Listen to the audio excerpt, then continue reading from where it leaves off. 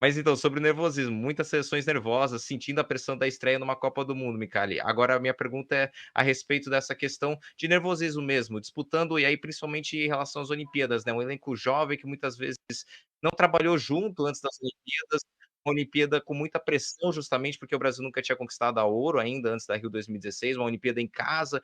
Então, como lidar com um elenco jovem, que é uma convocação, né? Então, jogadores que não jogam necessariamente no mesmo time, então tem que ter esse entrosamento e superar o nervosismo de começar um torneio internacional, um torneio continental, um torneio bem complicado, que foi o caso também do Brasil, né? Começou com alguns empates contra a África do Sul, Iraque, depois do 4-0 contra a Dinamarca, engrenou e foi conquistar o ouro contra a Alemanha no Maracanã lotado. Então, como superar esse primeiro nervosismo, que é essa primeira barreira da estreia de que ser um fator mais psicológico até do que técnico?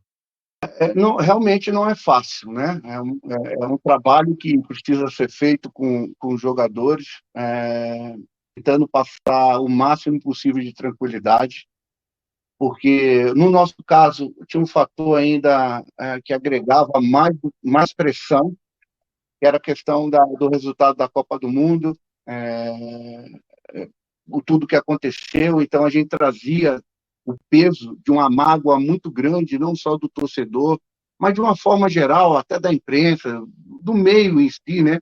Uma desconfiança muito grande.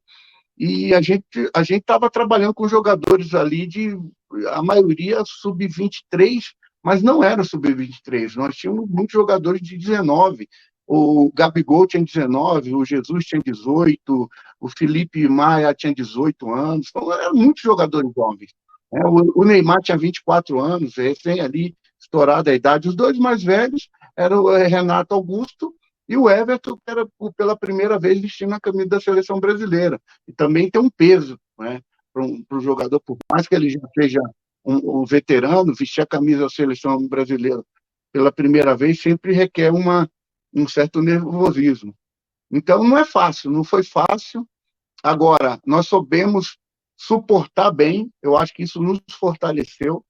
Na verdade, olhando para trás hoje, a gente vê que esses dois empates foram fundamentais para a nossa trajetória, chegar lá na frente, chegar forte, chegar com casca, né?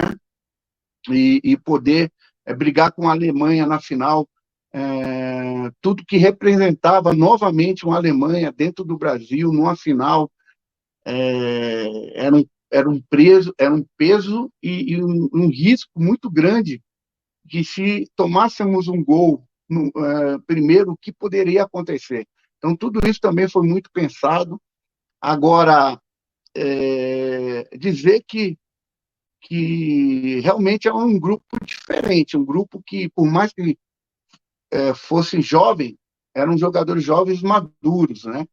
Que no momento necessário, próprio, principalmente no jogo da Bahia, onde a pressão era enorme, não podíamos nem empatar o jogo, nós soubemos dar resposta, né? E depois dessa resposta, realmente se consolidou como um grupo mais forte, entrosado, um grupo que começou a se entender melhor. Porque, como você bem falou, são jogadores diferentes, de várias situações. Nós tínhamos jogadores voltando de férias, como o Neymar, o Felipe antes de 40 dias parado, e tínhamos outros jogadores no meio de uma temporada.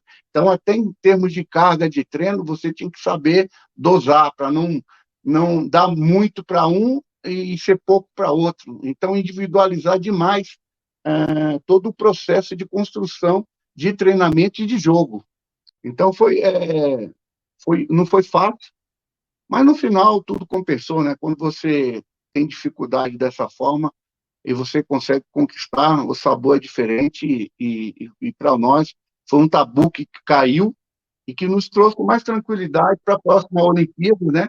Que a gente conseguiu ganhar também. Então, foi a importância disso, né? De mostrar também que nós temos condições de fazer um bom trabalho, né?